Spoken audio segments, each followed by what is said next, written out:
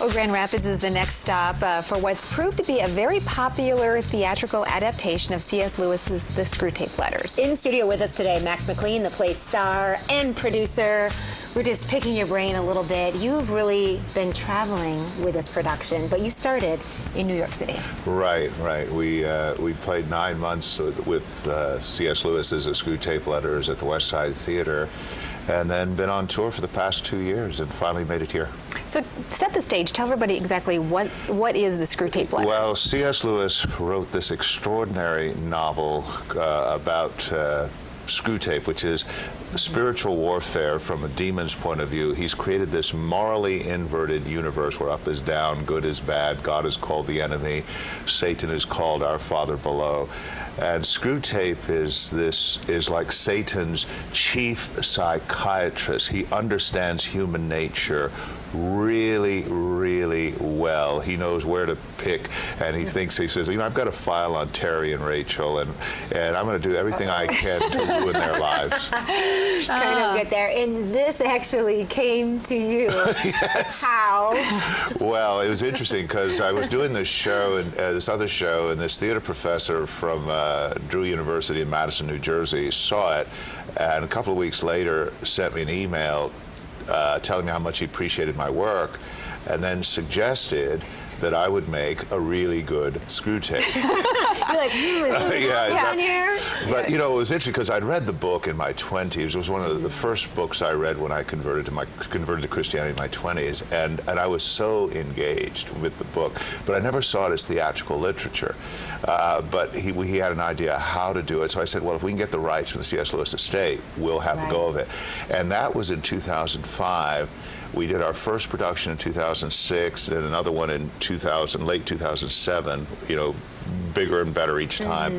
And then the last one, 2010 in New York, and that's the one we're bringing here. That's wonderful. We actually do have a nice clip, a 2-minute clip, so you can actually see a little of the production yourself. Take a look. To promote a desirable marriage. In the meantime, let me describe to you the type of woman, I mean the physical type, he should be encouraged to fall in love with. Now, this question has been answered for us by spirits far deeper down the lower archy than you and I. Oh, it is the business of these great masters to produce in every age a misdirection in what may be called sexual taste. This they do by working through the small circle of popular artists, designers, and actresses who determine the fashionable type. The aim is to guide your patient away from those with whom spiritually healthy, happy, and fertile marriages are most likely. At one time, we directed the male taste to the statuesque, aristocratic beauty, mixing men's vanity with their desires. At another, we selected an exaggeratedly feminine type, faint, languishing, so that folly, cowardice, and general falseness were at premium. At present, we're on the opposite tack. We now teach men to like women whose bodies are scarcely distinguishable from those of boys.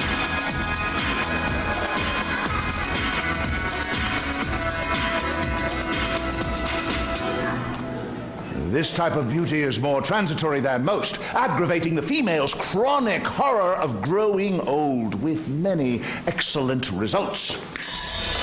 We have also engineered a great increase in the exhibition of the nude. Oh, it is all fake. Of course, the figures are falsely drawn, made to appear firmer and more slender than a full-grown woman has a right to be. That's great. Oh my goodness! You know, you have a lot in there, and yeah, that's comedy is one thing. You know, what does this touch upon? You know, is it a lot of drama? It's definitely it is a comedy in the sense that it does entertain, but it's very provocative because he's made this morally. In this particular scene, Screwtape is trying to get his particular person that he's trying to damn to get involved with a woman to his liking, which, you know, and to judge the woman in which he's going to have a relationship with based on coolness. At one time we liked them this way, and another time we liked them this way, because we're always trying to we're always trying to shape sexual taste, Right. and not look at character. Yes. That's what his point was. When it's interesting, it seems like it strikes a chord because of all of the conversations going on as we move through time. These are sort of conversations that end up in the public arena even now. And to that end, you were actually a guest speaker at Calvin College's January series a couple of years ago. Right. Well, this book is timeless, and what it has to say to our culture now about peeling back the material world. I think our choices and the quality of our lives are determined by the choices that we make. And what Lewis is trying to say in this book is that those choices are influenced, and who are you going to listen to? Yeah. Right. So very interesting.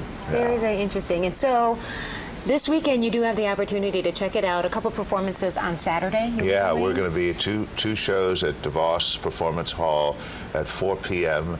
and 8 p.m. and we're very excited about being here. It's a beautiful place. I look forward to being there. And there are tickets available still, so if you're interested, you can go to the website, you can call the ticket office, and come see Max. And so you're becoming a regular in Grand Rapids now. I like Grand Rapids very much. Yeah, I was going to say, you certainly today or tomorrow are going to get some beautiful weather to enjoy. I look forward to that too. Thank you very much. Thank you. Thanks for joining us here. Thank you. We'll be right back.